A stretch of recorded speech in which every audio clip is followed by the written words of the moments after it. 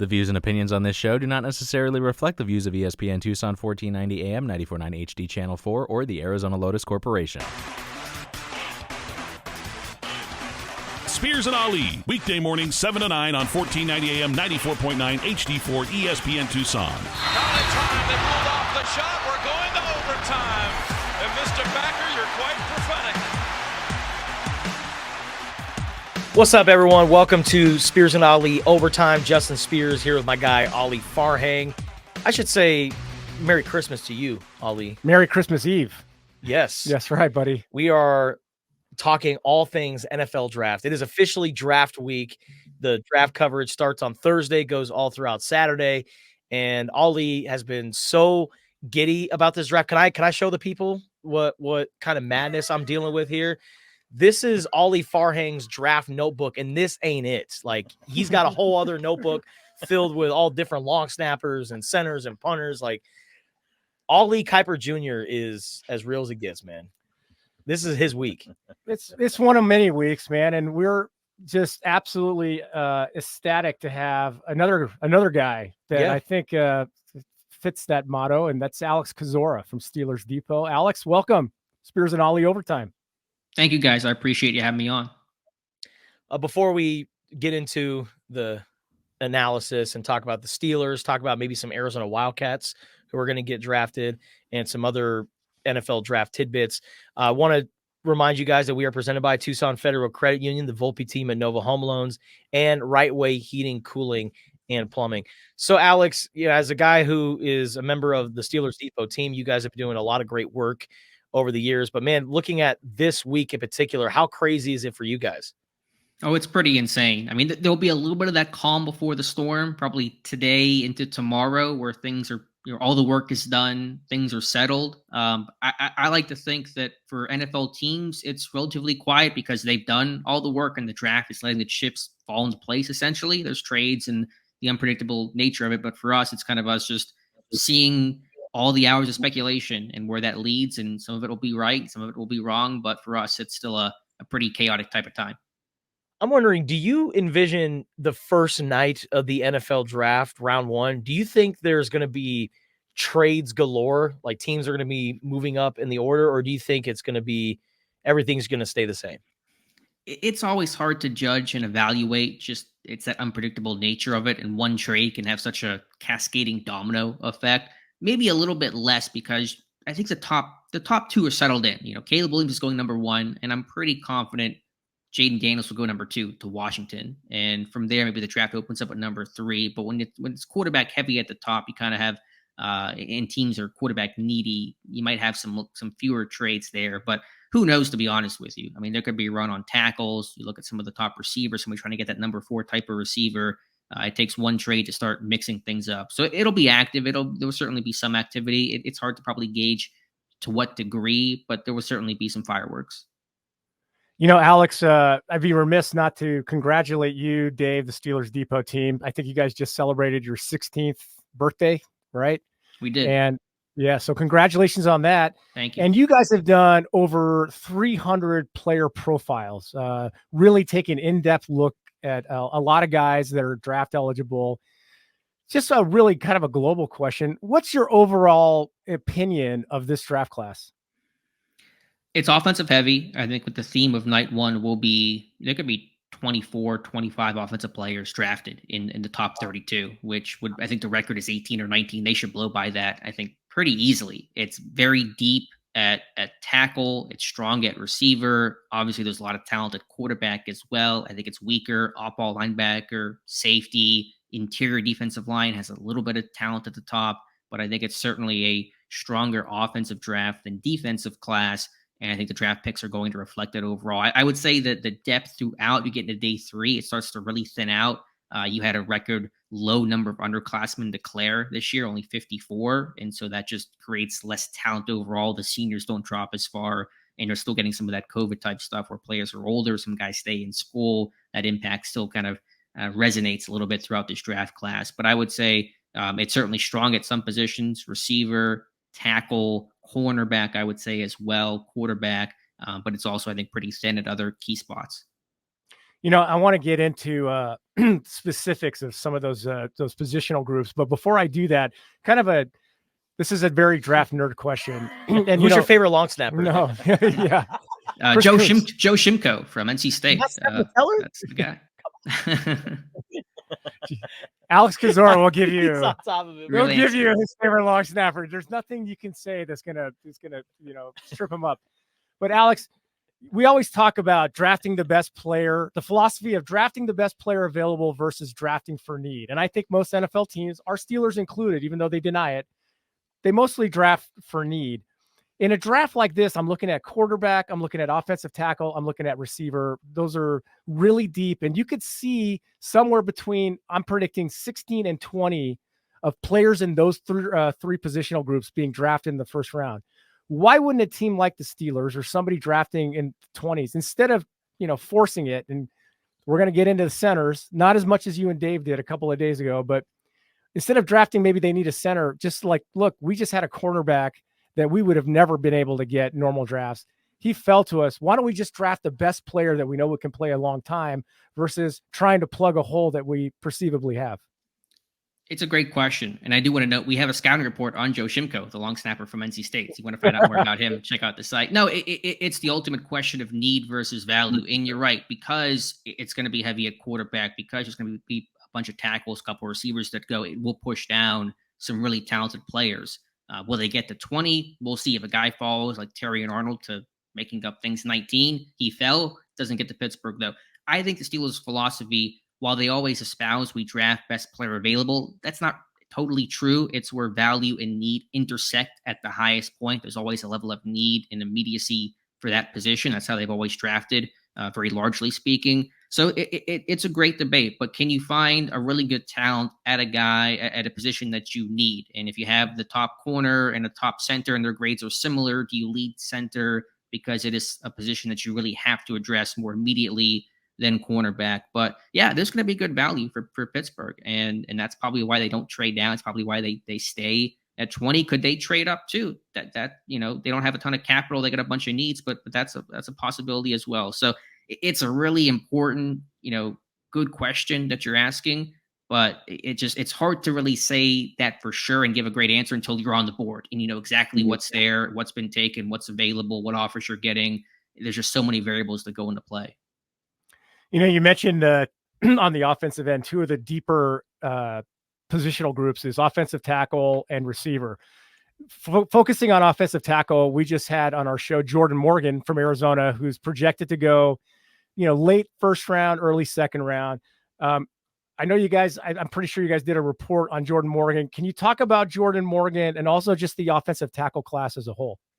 Yeah, again, good tackle class. Morgan's one of those guys. There's a lot of tackles in this class that might move to guard, and that happens every year. But I think even especially so this year, look at Fontenot from Washington, Talise Fawaga from Oregon State. He may kick inside, and Morgan is probably one of those kick inside candidates too. The general benchmark for tackle length minimum is 33-inch arms. I think Morgan came in 32 7/8, and so that likely is going to profile him inside. But he's big, he's athletic, could fit well in a zone type of system. And the interesting thing is, from a pure guard standpoint, it's not a good class. There really isn't a top pure college guard. And so that might make those tackles that are kind of tweener types more attractive, because there is going to be that need for the teams that need a guard. There's going to be a desire to grab one of those tackles and kick them inside. So I think your assessment's right overall. I think that Morgan, late 1, early 2 is probably going to be where he ends up going.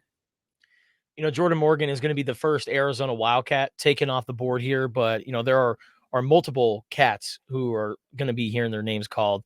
One of them, Jacob Cowing. We also have Tanner McLaughlin at tight end, running back Michael Wiley, defensive end Taylor Upshaw. But out of all those names that I mentioned, who do you like in this draft class?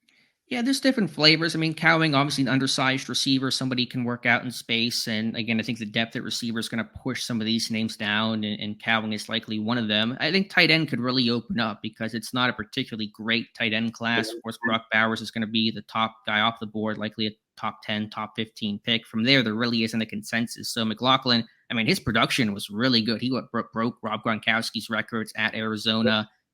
He's not probably getting a lot of buzz right now, but I think the field really opens up once Bowers is off the board. You go Ben Sinnott from Kansas State, Jatavian Sanders from Texas, Jared Wiley from TCU. There really is no clear consensus. So I could see McLaughlin go, maybe middle rounds. But I think certainly Morgan's going to be that top guy. Then those cats will probably have to wait until more, round 3, round 4 for the next one to go.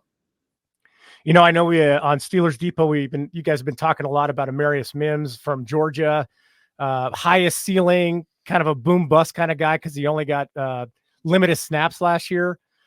A lot of your guys in the roundtable predicted Amarius Mims going to the Steelers, number 20 overall in the first round. What do you like about him? What are some positives and negatives? And who else do you like in the tackle class? I think Joe Alt is the consensus number 1 tackle, but who do you like in the tackle class this year? Yeah, with Mims, you said it well. There's just a risk tolerance needed for him. 8 career starts, 803 career offensive snaps. Typically, it's not hard to find tape on Georgia guys, but it was kind of hard to find a lot of consistent tape because he had the ankle injury, the tightrope surgery. He would rotate. He'd come off the bench sometimes and play every other series. And so it was just hard to get a good, consistent feel for him and an arc from where he was at the beginning of his season towards the end because there was just so much missed time there. But the dude's 6'8", 340, 36-inch arms. You just don't find many guys built that way. And he carries that weight well. It was curious. He did not weigh in at his individual pro day workout on April 10th. I'm not sure why that is, but on tape, you look at him, he carries that weight exceptionally well. Was a 5-star recruit coming out of high school. This guy's got length. His ability to seal edge rushers with his feet and his length and carry guys up the arc is really important. It's really valuable.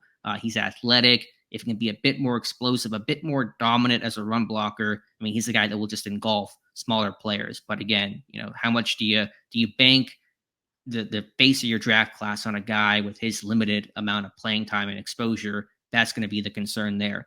Other tackles at large, I think for Waga from Oregon State, high energy guy, snappy out of his stance, physical, loves to bury people, hands and feet are connected. There's some size and length concerns there overall. Blake Fisher from Notre Dame is a guy I'm a little mixed on. He's 21 years old, developmental type, right tackle type. But again, I think overall it's a strong offensive tackle class. You could mention, Fontenot, what's going to happen with him? Is he a tackle? Is he a guard? Is he a center? This kind of debate all over the place on him. But I think there is a pretty strong tackle class overall. We got Alex Kozora from Steelers Depot joining Spears and Ali overtime on Apple, Spotify, and YouTube. So of course, the big talk with this draft, of course, number 1 overall, you got Caleb Williams going to Chicago, but after him, there's going to be a lot of quarterbacks taken. I'm wondering, who do you like in this draft class that's a quarterback not named Caleb Williams? Yeah, I think, J.J. McCarthy is really interesting because the knock on him was how much was he asked to do at Michigan. But I think he made high-level plays when he needed to make those type of plays for the Wolverines. You watched the Alabama game, tough start. They're able to rally, and he made some big-time throws late. I think Penix is interesting. I think Bo Nix is interesting, too. I think they're smart guys. Nix, his football IQ is really strong.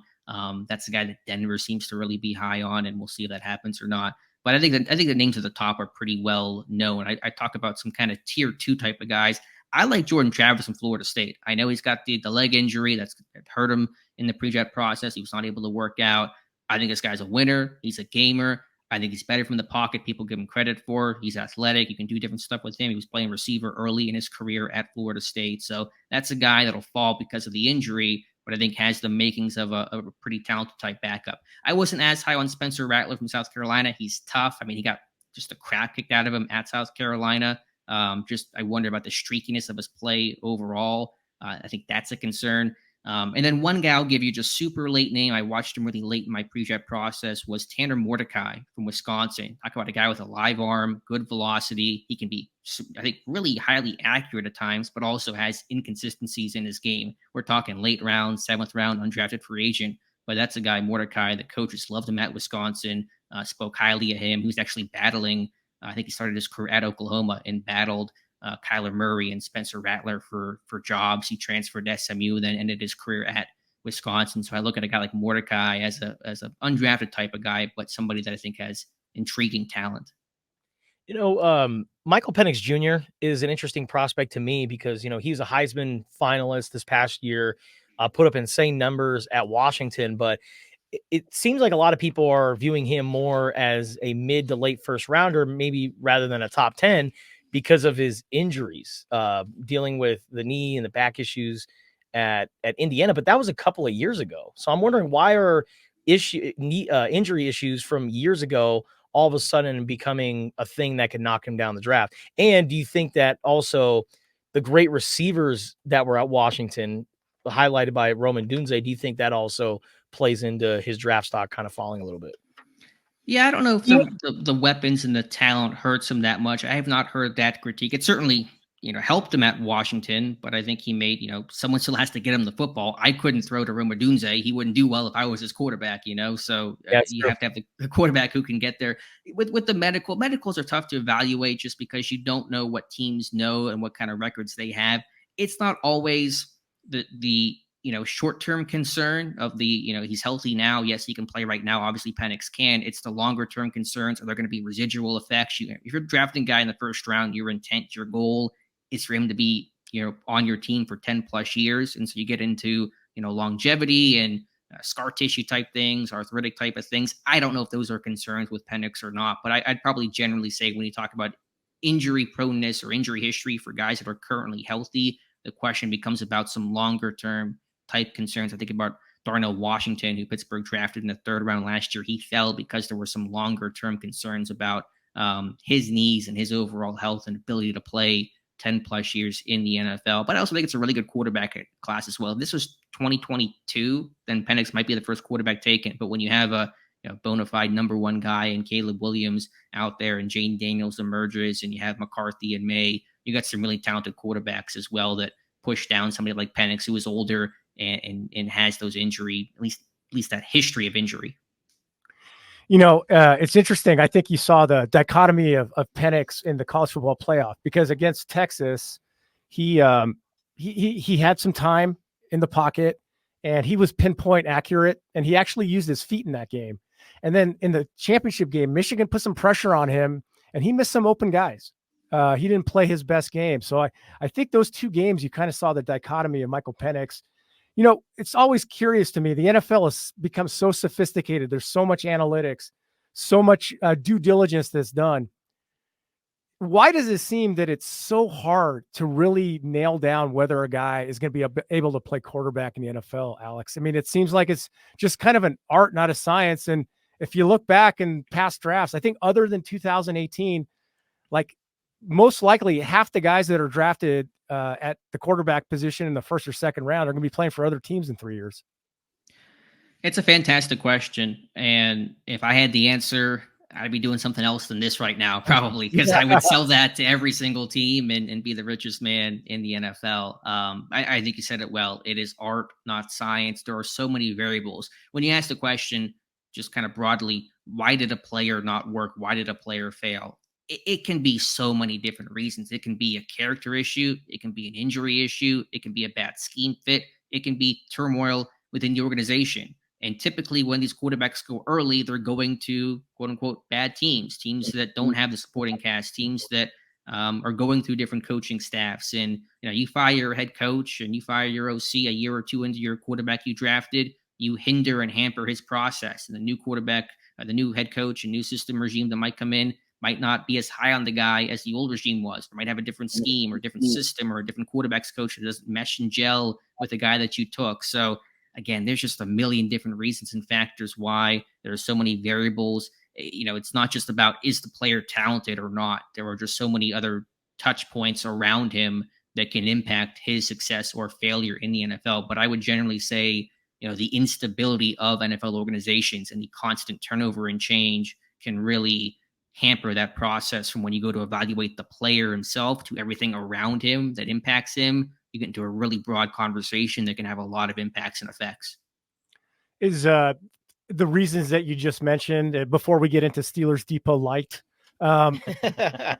Is that something to give Steelers fans hope with Justin Fields now being on the roster, that maybe just it was Chicago just wasn't the right place, a lot of turnover, a lot of turmoil, and maybe a little bit more, I guess, I don't know, Stability. There's some stability. continuity with the Steelers. It may allow Justin Fields to become the best quarterback or best version of himself. I think it certainly does not hurt, although obviously Pittsburgh just missed on Kenny Pickett, one of those guys that's no longer with his team in pretty record fashion, despite having, I think, overall stability. There was no sea change and again, problems there. You talk about scheme and coaching that can impact quarterback play, and sometimes a misevaluation as well. I don't think Pickett was as accurate overall as the team thought he would when they drafted him. But yeah, I think Fields a chance to sit and learn and not necessarily be the guy right away. Some of these quarterbacks that come out, they're not day one ready.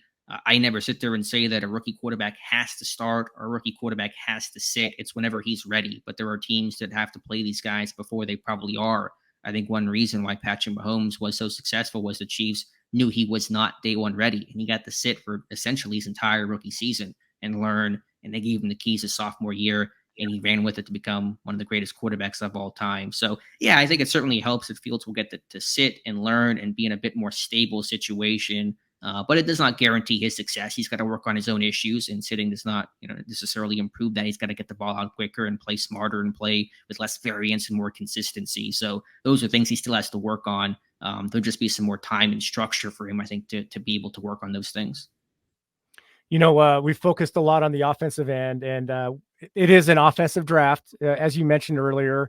On the defensive end, the draft you also mentioned is pretty deep at the cornerback position. Can you talk a little bit about the cornerbacks, and is there one or two guys that if they fell to 20 and the Steelers took them, you wouldn't be mad? Yeah, you mentioned earlier again about if guys fall, how do you balance that? And the question is, if you take the best player available, what is your plan at positions of need? Okay, you take the corner. What do we do at center and wide receiver? If you can make those things work, then you take the player. But there's two guys that I wonder if they slip a little bit. Terry and Arnold from Alabama, 1.5-year starter, one of those kind of shutdown cover corners that Bama had.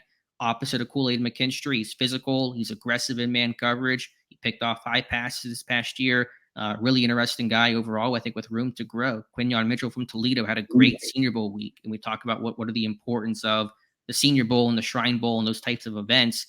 To me, it's for these smaller school guys. Now, Toledo's, FBS, Group of 5, it's not a small school. But when you get to watch, Mitchell from Toledo go up against Roman Wilson from Michigan, a Power 5 top name, and Mitchell more than holds his own, that tells you a guy can play up against competition he will see on a routine and weekly basis at the NFL level. Pittsburgh has not shown a ton of interest in Mitchell in the pre-draft process, but the talent is certainly there. So it's a good cornerback class. There'll be a bunch of them to go. I look at slot options for Pittsburgh. Max Melton from Rutgers. He can play outside, inside. He's physical. He's got ball skills, blocked 4 punts in his career. That's going to be really attractive to teams. Andrew Phillips, some size and some aggression at that nickel cornerback spot. Mike Sanderstill from Michigan, former receiver, turned cornerback, picked off 6 passes this past year, can play in the backfield, a Mike Hilton type of guy. So I think Pittsburgh has certainly some options if they want to look at outside guys or inside guys. Yeah, Sanderstill is just like one of those guys in the pre-draft process. You're like, he's either going to be a Steeler or a Raven, right? There's no other team that's going to 100%. Yeah. Edge rushers, though, man. There's edge rushers. Leatu Latu and Dallas Turner are the two guys that kind of their names are the most prominent. Not really deep edge rusher class, though, right, Alex? No, it's not. And speaking of edge rushers, some Steelers news just coming in. I apologize for looking at my phone, but the Steelers just restructured Alex Highsmith's contract to create some $7 million in cap space, which I wonder if that could signal a trade coming if Pittsburgh wants to make a move for a receiver, an Ayuk or Cortland Sutton. That would have to happen, a restructure. So I wonder if there's some smoke brewing there. But yeah, this edge class is not tremendously strong. Turner will probably be one of the top edge guys, if not the top edge guy off the board. With Latu, it was the neck concern that caused him to retire. Then he came out and finished his career with productivity. So yeah, it's just not a great year for edge guys. For Pittsburgh, at least, they don't have a big need there. Man, breaking news on Spears and Ali overtime and that restructure. You said it. I was thinking it. You said it. I'm like, man, are they going to get this done with Brandon Ayuk or Cortland Sutton? And to pair him, Mike Tomlin's twin, Brandon Ayuk. That's right. Yeah, we'll see. I don't know. I don't know how this thing's going to go, but if something were to happen, they would have to create some cap space to accommodate the fifth-year option for Ayuk or a salary for Sutton. And we're seeing some moves that could signal that. Yeah, and there's you guys talked about it on your roundtable at Steelers Depot, the trade up or trade back. And I'm looking like, Steelers are trying to fill center. Obviously, I think defensive line is a glaring area of need. Corner, slot corner, receiver. If the Steelers traded their first pick and got maybe, let's say, 36 and 40 from the Commanders in the second round, so they'd have 3 second-round picks and 2 third-round picks, would that benefit them more? Or, man, you just take the best guy at 20 and don't let a good player pass you by? Yeah, that's what Omar Khan said. Never trade out of a good player. I've always been open to the idea of a trade down and get more capital to have more darts to throw at that dartboard to increase your chance of finding talent. I think Pittsburgh has more needs than draft capital right now, but I think a trade down that extreme from 20 to say 36 is just too far, because you might miss out. You're going to miss out on the top tackles. You might miss out on the top centers. And so are you really getting enough value out of that? I'd advocate potentially going down 6 or 7 spots, maybe getting a third-round pick and having some more ammo to replenish your needs. But I think a trade down of that significance would probably hurt you more than it would help you. Yeah, the thought I had is if Minnesota is not able to trade up into that top 10, maybe they trade from 23 to 20 and they take a Bo Nix or somebody like that. But we'll see. This is the year that the trade down has got to be at least in Omar Khan's mind. And speaking of Omar Khan, he's not your grandfather Steelers GM. I mean, Omar Khan, and I know you and Dave, you guys kind of nailed it with the way the Steelers do the pre-draft process, the visits, the pro days they go to really be able to kind of narrow down who the Steelers may take. It seems like a lot more random under the Omar Khan regime. Yeah, we'll have to see. This is going to be a second draft. And last year, to be honest, was pretty as expected. The guys they showed the most interest in pre-draft they took. They were all over Broderick Jones. I felt really confident they were going to take an offensive tackle in the first round and really trade up for one. And that's what happened. They brought Jones in for a pre-draft visit. They brought in, I think, Darnell Washington. And, of course, Porter was an obvious name there because of the connections and bloodline. So last year actually felt pretty predictable, but it is just a one-year sample size. The one stat we tout the most, and we'll see if it continues this year, is the Steelers have always had either their head coach, of course, Mike Tomlin, or their GM, Kevin Colbert or Omar Khan, attend the pro day of the team's first round pick every single year since 2010. They have had the head coach or GM at the pro day workout of their first round pick. Will that streak continue this year? If there's a year to break it, it could be this year. Tomlin and Khan only at 4 pro days this year. Typically, they're at 7, 8, sometimes 10 plus pro days, only at 4 in 2024. So if there's a year for a Graham Barton or Zach Frazier or somebody like that where they didn't see them at their pro day workout personally, this could be the year. But generally there's been a pretty good predictability aspect to what Pittsburgh does, but we'll see. And of course, with this restructure of Alex Highsmith, could there be a big splash move coming? It sounds certainly possible. Man, I just somehow got more excited. I think it's Tom Mead with Steelers Depot. You guys were talking about like kind of under the radar favorites players that in this draft class. He mentioned Arizona tight end Tanner McLaughlin. We talked about him. How about for you, Alex? Is there maybe rounds 3 through 6 somebody that you like watched and just said, man, this guy's good, and I really hope the Steelers get him? Yeah, it's one guy I really like that I don't think will end up becoming a Steeler, probably become a Raven, as you guys joked about earlier, is Brandon Coleman from TCU. I think this guy's a really underrated offensive lineman in a deep class. You watch him 2022 playoffs against Michigan at left tackle, had a great game. He's big, he's strong, he's long, has a great anchor, has not even been playing football for that long. He was born in the States, but grew up in Germany, played basketball there. His family moved back to the States when I think he was like 15 years old. Began playing football then. I think there's probably a lot of room for him to grow. He's being viewed as this kind of, I think he's earned some more buzz recently, was initially viewed as a day 3 type of guy. He might be a day 2 type of guy. But I think whoever drafts Brandon Coleman, especially if you move him inside the guard where he has played before, you got a 10-year starter at left guard in Brandon Coleman. So that's one guy I'm super high on. Probably will not become a Steeler, though, because there's not a giant need at guard for the Steelers. Yeah, with Sam Malu and Daniels already there. Although I think Daniels last year of his deal, right? So right. Never say never. Now I think you just did your most recent mock draft. I think you had the Steelers taking an inside linebacker, Noah Gray, out of North Carolina in the 4th round. And I'm looking at Tommy Eichenberg and Steel Cage from Ohio State. I'm going to be shocked if the Steelers don't have an Eichenberg or a Steel Cage. They're going to draft one of those guys is going to be a Steeler, right? I'm pretty confident they're going to draft an inside linebacker. Their inside linebackers coach Aaron Curry was at 3 pro days this cycle: Ohio State, Kentucky, and North Carolina. And typically, when you send your positional coach to do that much homework on guys, you're going to draft the position. That's just kind of the trend line that Pittsburgh has been doing. So I think it's a mid-round guy. Yeah, I think Eichenberg could be one of those names. I think I picked Cedric Gray in my mock draft to be their pick at number 98 in the 3rd round.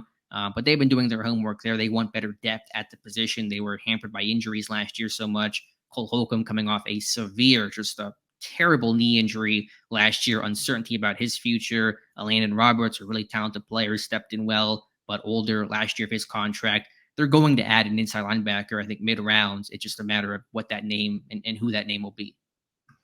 All right, Alex, we've kept you for longer than I've said by about a minute. I know you put an article out. Okay, I know how busy you are trying to be considerate of your time, especially with continuous breaking news, which I think is going to continue.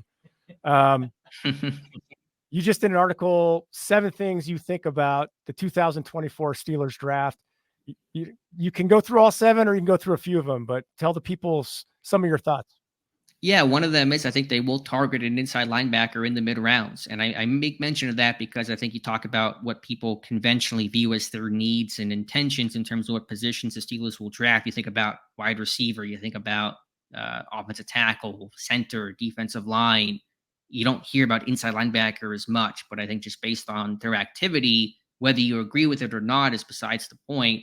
They're going to draft an inside linebacker. I think, again, you're talking 3rd, 4th round, pick 98, pick 119. That's my expectation right now. I think it's obvious to say offensive line in the 1st round is the most likely plan of attack. Is it going to be center or tackle? That's the big debate right now. If they don't get a center early, I'd watch out for Hunter Norzad from Penn State in the 3rd, 4th round as their backup plan.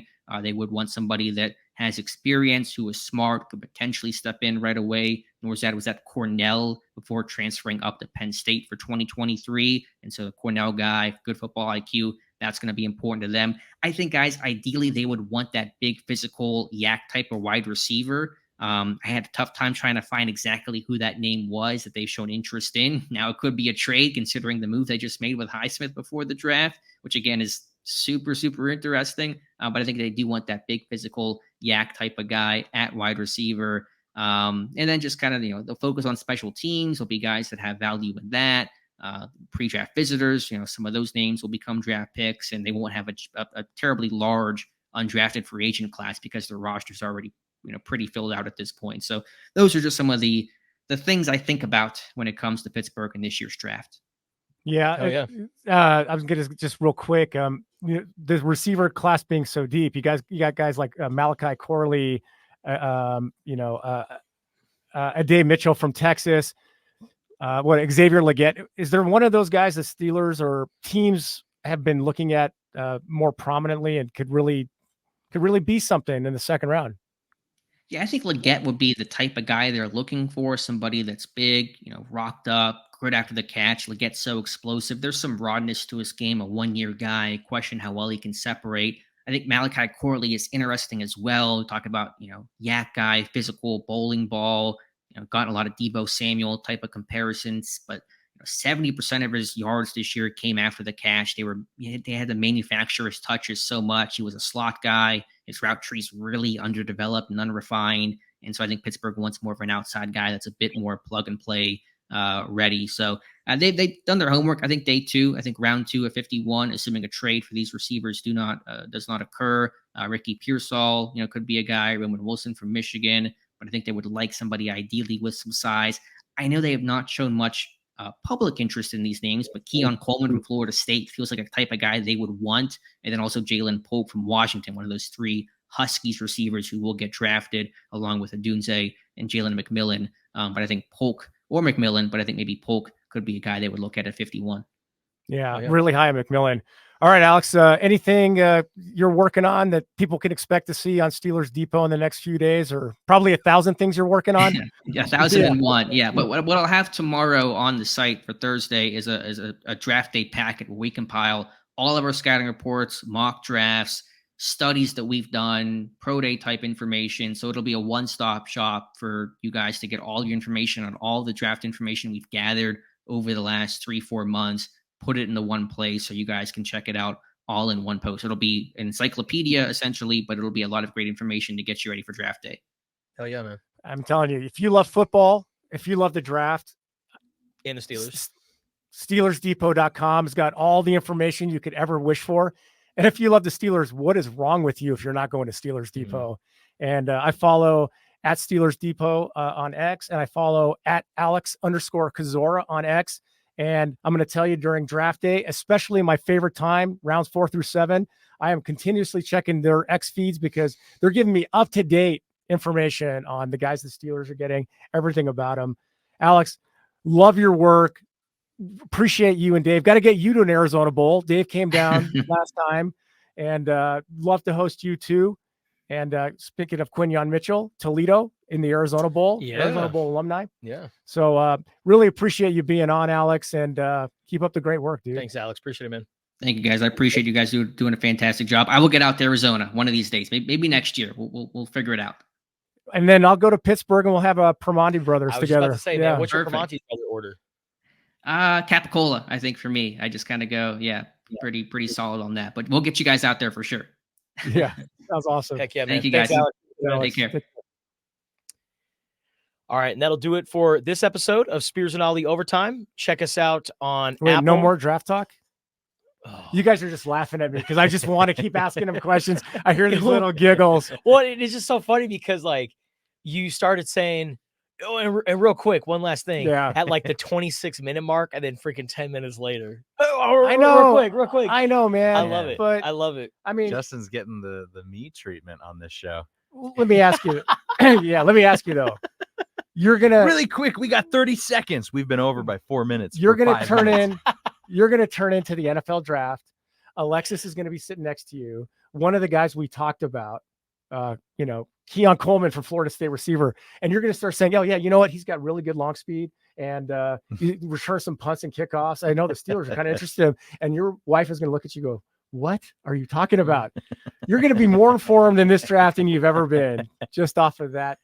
I mean, there are more Wildcats in this draft than there's been in a hot minute. So yeah, I'm really excited about. I could give a shit about a lot of the other guys, frankly. Yeah, wow, aggressive. No, I mean, not in any like mean way, but like, and come on now, history will be made too. This Cooper DeJean guy. Yeah, I like him. I know what you're going to say, and just yeah. He's a white cornerback. I know. And he can play, man. What? He's a white cornerback. I thought they only had 2 left at the San Diego Zoo and they refused to mate. And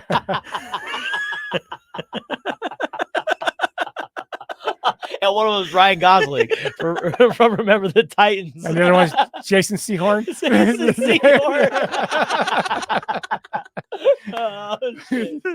I'm telling you guys, Cooper DeJean, I love this guy from Iowa. And, a lot of people are like, he can play corner. It's like, oh, he's white, maybe put him at safety. He played corner, slot, safety at Iowa. He's a really good defender. I mean, if we got him, Steelers got him and matched him with Joey Porter Jr., I would not be upset at all. I think they're going to go Graham Barton, the center from Duke, or Jackson Powers Johnson from Oregon. Those are the 2 kind of top centers.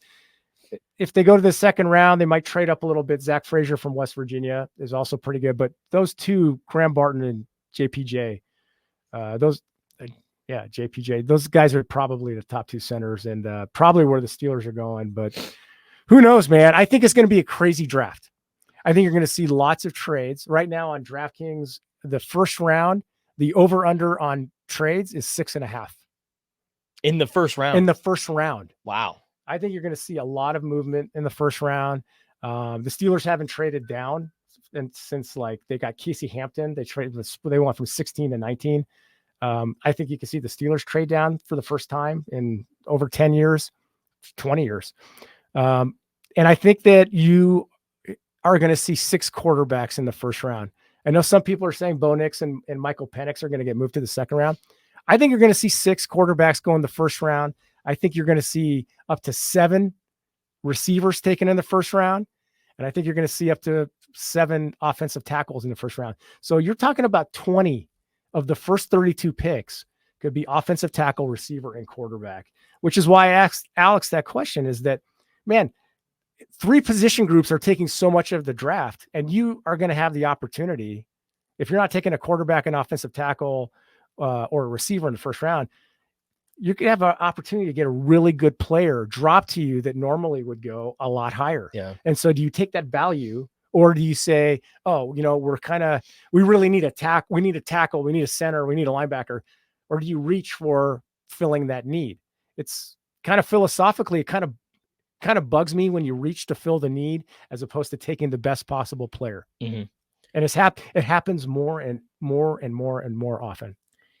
Now, with this draft class, though, you mentioned all the offensive prospects, and it's very interesting to me because I feel like in the last decade or so, the draft has been, especially in the first round, it's been so dominated by edge rushers. Yeah. Like edge rushers, outside linebackers, safeties, like those hybrid defensive players are the flavor of the month. And now this year, flavor of the month is quarterback, offensive lineman. Well, so I just gave you 20, right? So you add maybe 2 cornerbacks in the first round, 2 defensive linemen in the first round. Now we're at 24, 2 edge rushers. Now we're at 26.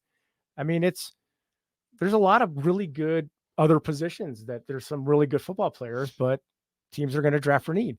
So speaking of drafting for need, I mean, do the Chargers trade Justin Herbert and draft JJ McCarthy? You want the draft capital? They trade to the Commanders. They get the first pick. They don't take Caleb Williams. They trade the first pick to the second pick to the Commanders. Sorry, they take the Bears pick. The Bears get Justin Herbert. The Chargers trade the first pick to number 2. Commanders take Caleb Williams. And the Chargers get all the draft capital from the Bears. They get all the draft capital from the Commanders. And the new Chargers quarterback is JJ McCarthy. Oh, It'd be the year to do it, wouldn't it? when they hire his coach. Don't you put that evil on me, Ollie Farhang. Jim Harbaugh talking very highly of JJ. But I think it's a perfect scenario for him, or scenario, depending on who you are. Yeah. Because what's the group? What? Tribe Called Quest? Tribe Called Quest. What's the scenario? Yeah, what's the scenario? Yeah. Like a Dungeons Dragons? But Jim Harbaugh's in a perfect position because he's already got a franchise quarterback, right? Justin Herbert is the guy. So he doesn't really 500 record. I mean, is that him or is that it's the Chargers? I don't know. Brandon Staley and the incompetence that is JJ McCarthy, won 2 state championships in high school, went 12-1 as first year starting at Michigan, went 15-0, won a national championship in Michigan. He's a winner. Yes, but Kyler Murray or like Spencer Rattler, he's a winner, right? Not to that extent. I mean, JJ, I think he's going to be a pretty good quarterback. And every time the moment was big and they asked him to make a play, he made a play. Now, Michigan, Jim Harbaugh likes to run the ball. I was going to say, like, to me, it was kind of like, in Friday Night Lights, they told Mike Winchell, the quarterback, like, all you have to do is exist in those 2 seconds between the snap and handing Booby Miles the ball. To me, I felt like that's what JJ McCarthy was in Michigan. Yeah. Was the guy. I'm not trying to discredit him, not trying to totally diminish him.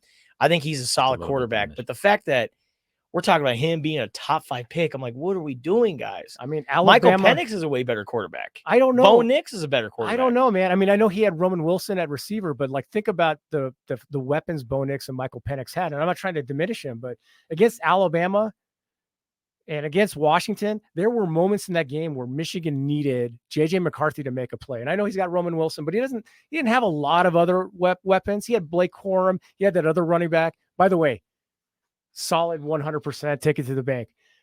Blake Corum will be a Los Angeles Charger.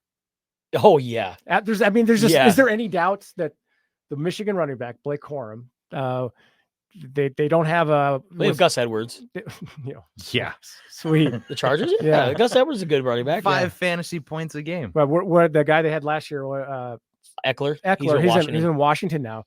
I mean, is there anything, like I said, Tommy Eichenberg or Cage Steele? Somehow one of those guys is going to be a Pittsburgh Steeler, right? It has to. Just the names.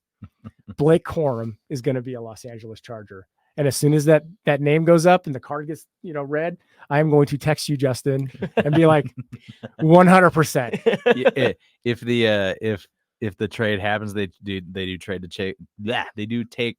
take JJ McCarthy. Goddamn. Do we get the sad Justin Instagram post? Yes. That meme will come back. It'll be resurrected for the NFL draft because I don't want fucking JJ McCarthy. No.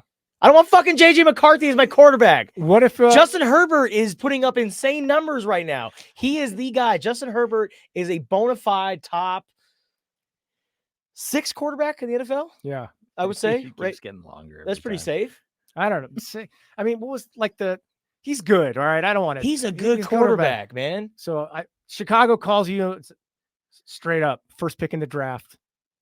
Yeah, Justin Herbert, Caleb Williams.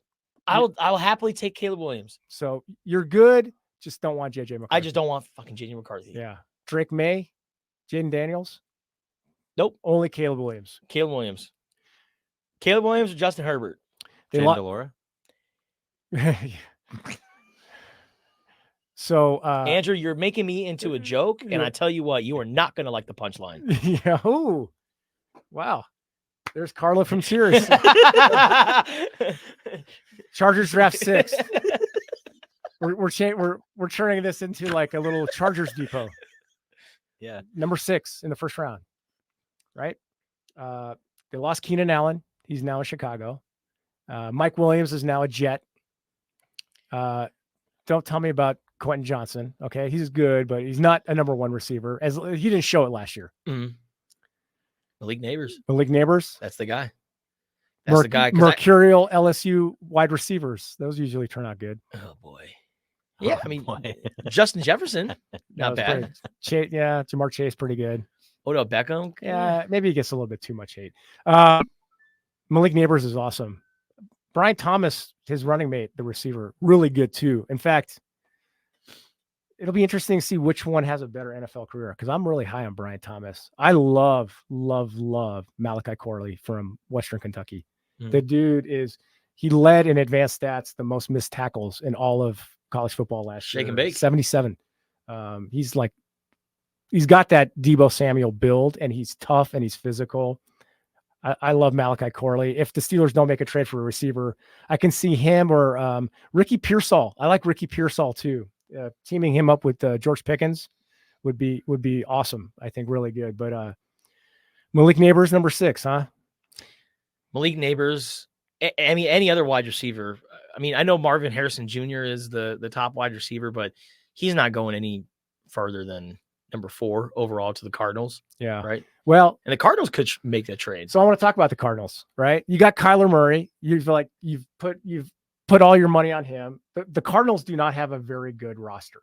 Okay. No. They have like a lot of good players, some good average NFL players. They don't have that superstar. Monty Ossendorf, the GM, if he doesn't come away with either Marvin Harrison Jr., Malik Neighbors, or Roman Dunze, if he doesn't get one of those 3 guys, and I think they're the 3 superstar receivers in this draft, I'm not the only one. Cardinals get an F. I don't care how much draft capital you get for the future. If you don't come away with one of those 3 receivers, F for the Cardinals, right? Yep. And they also have a late first rounder too, right? 27. Pick number 27. So if we talk about getting positions of need, right? They need linemen in the worst way. Yeah. Both offensive and defensively. Now, tackle, they have a couple guys there. That's why a lot of people are assuming if the Cardinals pick Jordan Morgan at number 27, they can move him inside. Yeah. Paris Johnson, the guy from Ohio State. Really good. That was a good pick last year. Great pick. Yeah. And so if they don't get an offensive, defensive lineman, and edge rusher type of player, then yeah, I'll give the Cardinals an F. Yeah, I mean, it's good to, like, he did a great job last year, went back to 12, moved down back to 6, got Paris Johnson, got, a lot of draft capital, got an extra first round pick this year. He did a really good job, but there's just so much of that you can do. I mean, sometimes you just need to pick a really good player. Yeah. Like, it's okay. You just we are drafting number 4, and we get an opportunity to draft a really, really solid football player. Sometimes you just got to take the guy. Well, most recently, as a Chargers fan, that's what happened a few years ago or several years back in the same draft with Derwin James. Chargers really weren't in the market for a safety or a defensive back. Derwin James was supposed to go like top 5. Yeah. And then all of a sudden he slipped to like 11, 12, I think it was. And the Chargers were like, okay, you're going to give us Derwin James? Okay, we'll happily take him. Perfect. And I don't look at him. He's one of the best DBs in the game. I think teams, when they make the biggest mistake, is overthink it, right? Who was the king of the trade back? Bill Belichick. Oh, okay. And as great as of Coach Bill Belichick was and is, and as much success as the Patriots had, when he really took over the draft for the Patriots, like, look at their roster now. And he just kept trying to acquire more picks or more assets. And sometimes just take the best player, take a good player. Yeah. And I think Marvin Harrison Jr.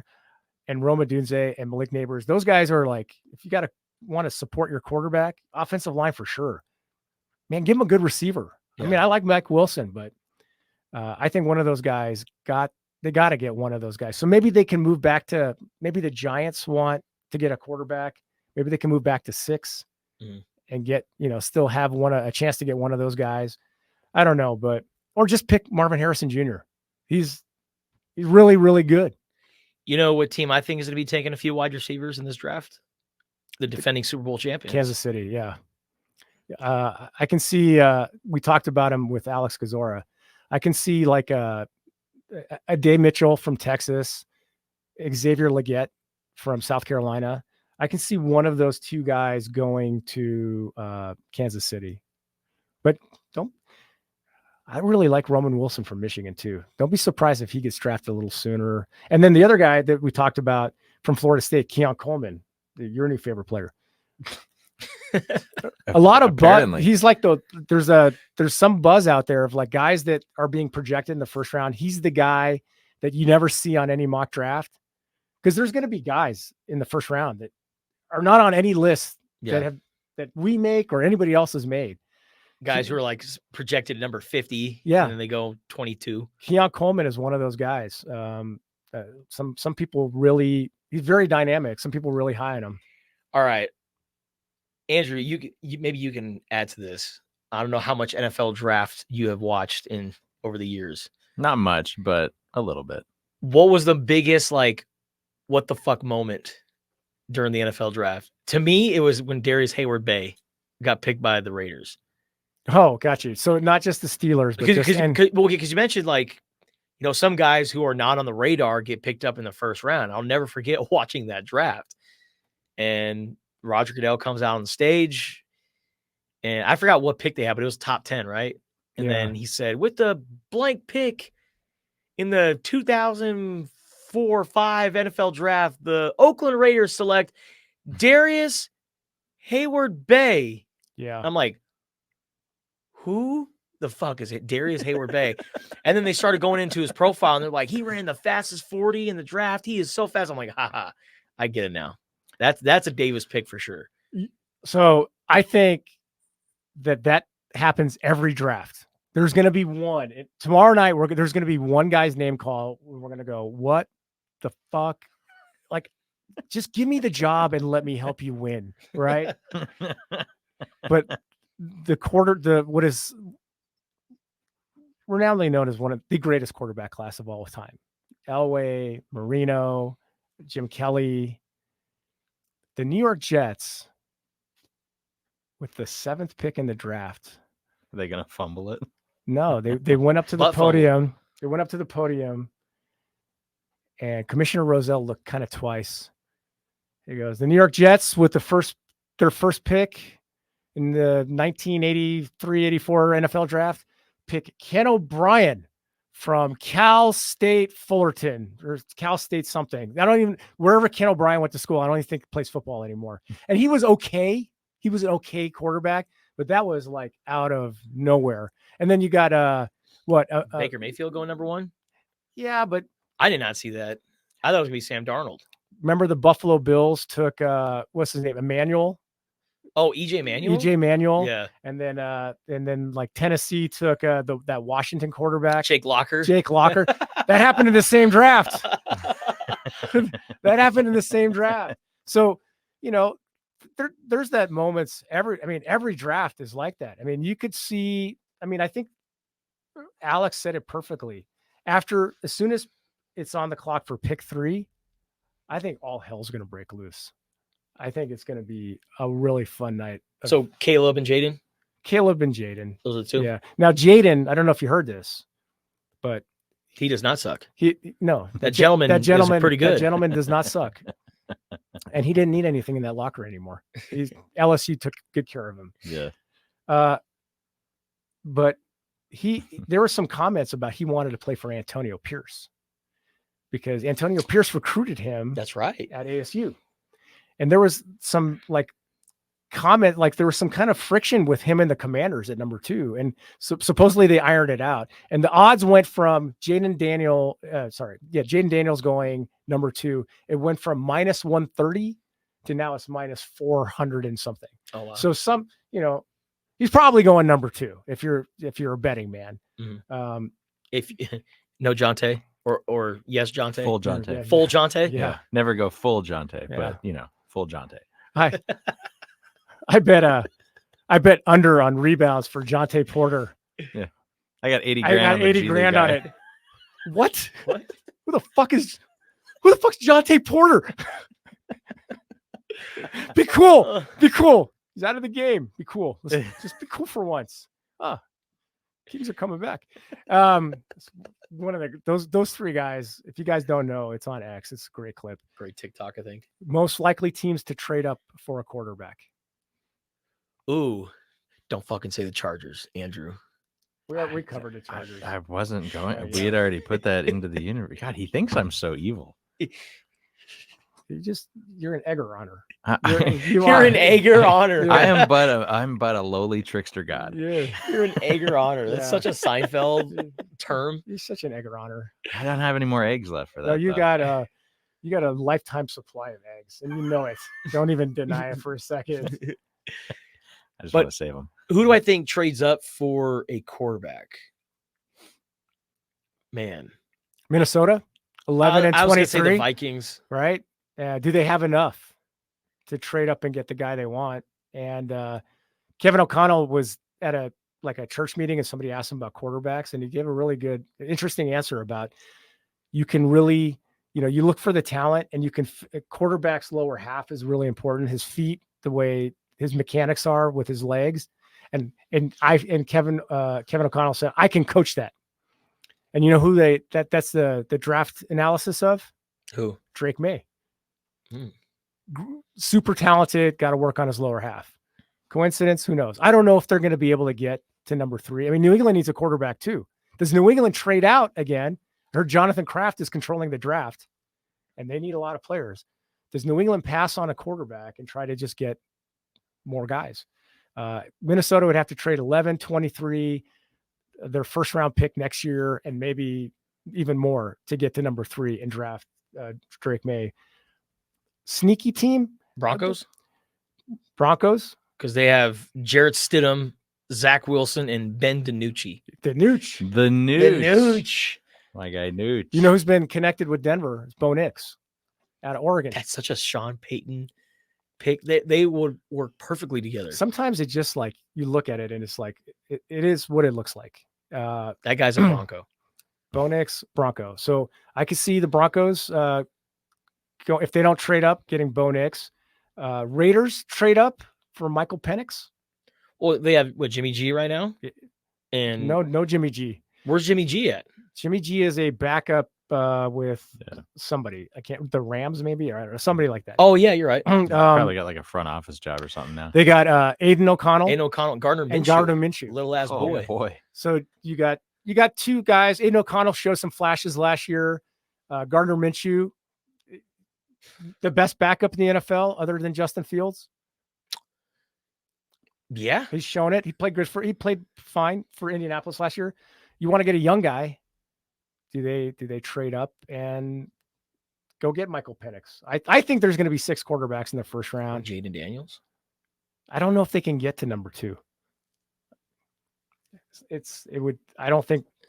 think the Commanders are like, we're set. We're going to take our quarterback. Could they? Well, I was wondering, would you possibly trade Devontae Adams to trade up? You could. I mean, they were Commanders. One of our callers was talking about, do the Vikings trade 2 first-round picks and Justin Jefferson? Does that get them the 3rd pick from New England? I think it would. Yeah. I mean, if you're New England, do you do that? 11, 23 and Justin Jefferson? You got to give him a big new contract, though. Yeah, I would. He's the best receiver in the league right now. He's really good. There's like a small sliver of me. Like, just, I know the Steelers are talking about Brandon Ayuk and Cortland Sutton. Is there any way the Steelers could make a deal for Justin Jefferson? We'll trade. If they were somehow to do that, Steelers win the offseason by a mile. Like, it's not even close. But as you guys know, the standard ain't the offseason. The standard is Super Bowls. Yeah. Well, Justin Jefferson definitely helps with that. I mean, Jefferson comes with a lot of red paint. Yeah. So does Minnesota trade Justin Jefferson for the Steelers' first pick this year, first pick next year, and now they got the ammunition to go get Drake May? Yeah. Oh, he's over here playing 5D chess. Dude, he's hey, you know what's crazy is like it's gonna happen. All he's putting out in the world, and it's going to happen. All right. So other than those top 6, next quarterback to go off the board, 2nd round, is it Spencer Rattler from Arizona? I would say Spencer Rattler, or man, I'm trying to think of some other quarterbacks who are available. Man, why am I blanking on quarterbacks right now? Because I think the top 6 are pretty much, they are what they are. I mean, I can flips through notes. Yeah, I mean, it's Williams, May, Daniels, McCarthy, Penix, and then after that, Jordan Travis from Florida State, but he's still dealing with that knee injury. Right? Yeah, he's going to go later. 4th round to undrafted free agent. I actually hope the Steelers kind of pick him up as a developmental guy. I know they like him. What about Tua's brother, Talia Tagovailoa from Maryland? Going to go late. Versatile guy. Versatile. The arm strength is a question, and the biggest question with him is his frame. He's not the biggest guy, and would he be able to withstand NFL rigor? I'm not sure. I'm not sure he even gets drafted if he does this late. I know there's Sam Hartman from Notre Dame. He'll go somewhere in the middle rounds. Oh, freaking! What's the movie with Keanu Reeves as the quarterback? The Replacements. Yeah. If they ever make a Replacements 2, you got to put Sam Hartman. He played pretty good. He had a good year. That is the handsomest quarterback I've ever seen. Jimmy G. There's a Jimmy G level, and then there's handsome quarterbacks. Freaking Sam Hartman. He's a good looking guy. That's a good looking dude. He's a good looking guy. I get so jealous of him. Like, I'd be so arrogant if I were you. But anyways, yeah. The quarterback class after those top 6. I mean, it's more of like, what guys can you get later? I mean, there's some dudes out there, but it's a shot in the dark. You just never know. I mean, other than offensive linemen, there won't be a lot of Iowa skill position players chosen in this draft. Definitely not receivers. And I wonder, is this going to be the most Pac-12 players ever selected in an NFL draft? Be very symbolic, right? Last year, the Pac. It was one of the best football seasons ever. Mm-hmm. I mean, I'm sure there was other years where there was a bunch of Pac guys that were taken, but I think, every single team is pretty much going to have a guy selected. Maybe even ASU, I think, might even have a guy selected. ASU have the running back. Oh, well. Yeah. I think they have a defensive lineman too. Yeah. Who's also likely to get drafted as well. But all right. So can they take the stats from those vacated wins?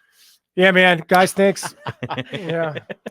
Merry Christmas, brother. Yeah, buddy. This great draft analysis. I hope everybody that's watching or listening enjoyed it. And we post this today. It'll be on YouTube and Spotify and Apple and X and Facebook. You're saying Andrew? you're saying this from the post that they're seeing it on? Well, that's true. I'm just more reminding you this gets out today. Absolutely. Then people can listen to it. Yeah. And hopefully we've given you some information to make your draft experience that much better. Giving you some information on some of these guys that are going. It's a great time. Yeah. It's a really great time. And, it's like it's the day of, as far as from a football perspective, when dreams come true. And I love the man hug with Roger Goodell, whatever, I love that he gets booed and he just kind of bring it on. Yeah. Yep. I'm making every commissioner gets booed. Yeah, but Roger Goodell's making over $30 million a year. So yeah, when my paychecks looks like that, boo away, baby. Yeah. Boo. You got to lean into it, man. Yeah. And you know who really leaned into it first was David Stern. You did. The late great NBA commissioner. When he would go out on the stage in New York and Knicks fans would boo him, and he would look at the card and was like, "Keep booing me, let's go." Roger Goodell at first seemed like he was a little uncomfortable by it, and then I think he got used to it. It really gets to Bettman, the NHL commissioner. It gets to him, depending on what city he's Really? in. It gets to him. Wow. Yeah. Offensive tackle. There's a Fashanu, a Fuaga, and a Fontenot. I'm pretty sure there are vaccines against all those. Yeah, and they're all. Oh, you got the Fontenot? Damn, man. And they're all going to go in the first round probably. Fontenot can, like you said, it can play. One team says he's a center, thinks he's a center. Other teams guard tackle. But yeah, I was like looking at names. I'm like Fontenot, Fuaga, and Fashanu. I'm like, Justin and Andrew are right. I always get like one part of maybe of a name wrong every once in a while, more often than not. But when it comes to this, you're on it. Well, that's the thing is that's all one dude. Yeah, right. Well, you mentioned all those names. I'm wondering if there's going to be like a mix-up, and they're like, "No, we wanted Fuaga, not Fontenot." Yeah, shit. It's just like that NBA trade a few years ago. I think it was with the Grizzlies or something like that, and the Grizzlies traded for Dylan Brooks, where they initially meant Marshawn Brooks or something like that. There was some Brooks who got involved in the trade, and it was supposed to be the other one. So hopefully that doesn't happen on draft night. No, I don't imagine that will be the case. But Joe Blake tackle Notre Dame, and Joe Alt. Joe Alt is really good, but Blake played as a freshman, and he's a very solid tackle, and you can get him in the second, third round, solid. And then look out for this guy, Savon Solomon, outside linebacker edge from Troy. A lot of James Harrison vibes. Built like him, rocked up, got great moves, got the full arsenal. Man, Ollie's thanking the Lord for Alexis right now because all his clients would be suffering. There's no more mental capacity space in there for anything right now. No. All right, that'll do it. Excited for our Wildcat guys, man. Yeah, I'm excited for them great. too. Yeah. Excited for Jordan Morgan. Excited for Jacob Cowing, Tanner McLaughlin, all those guys. Whether some of these guys go drafted or not, they're at least going to get a look at in the NFL, and they'll be making a training camp. 3 of the 4 for sure. Yeah. Michael Wiley, maybe late round, maybe undrafted free agent. Yeah. But I know a lot of guys I know a lot of teams like Michael Wiley as that third down back. And he was at the combine, right? And I think there's something to be said about that. If you get an invitation to the combine, you're right there in the thick of it. So fucking JJ McCarthy. Damn you, Andrew. Damn you too. I didn't say anything. Dude, if it happens, Andrew. Yeah. I'm becoming a Steelers fan. Straight up. We're gonna just drive to his house. If the Chargers end up with JJ McCarthy as a quarterback, I'm out. I'm done. Unless it's Caleb Williams. Well, yeah. I mean, if it's Caleb Williams, you were like so in though when they hired Harbaugh. Yeah. That would flip you that quickly. JJ McCarthy. I'm more of a Jenny McCarthy fan. With the first pick, we have a trade. The Chargers have traded Justin Herbert to wherever, And with that pick, they select J.J. McCarthy. In the second round, from Michigan, receiver Roman Wilson. In the third round, running back Michigan, Blake Corum. Just like It's a not Michigan a bad, draft. It's not Inside a job. bad deal though, right? Jim Harbaugh, if you look at his record, he likes to draft. He likes to have really good, strong offensive and defensive lines. He likes a strong running game and the quarterback managing the game. Justin Herbert is not a manager quarterback. What? It's going to be interesting. What? He's not a manager? No, I think he's better. I mean, I think it's like he's not just a game manager. Oh, okay. You know, you got Justin Herbert behind center. I thought you were going full Emmanuel Acho. No, here. running the ball 30 times. Yeah. No. No, he's not a game manager. He's more than that. I mean, even though he's a 500 quarterback, and I can't think of like one of the great moments of Justin Herbert. He's a really good quarterback.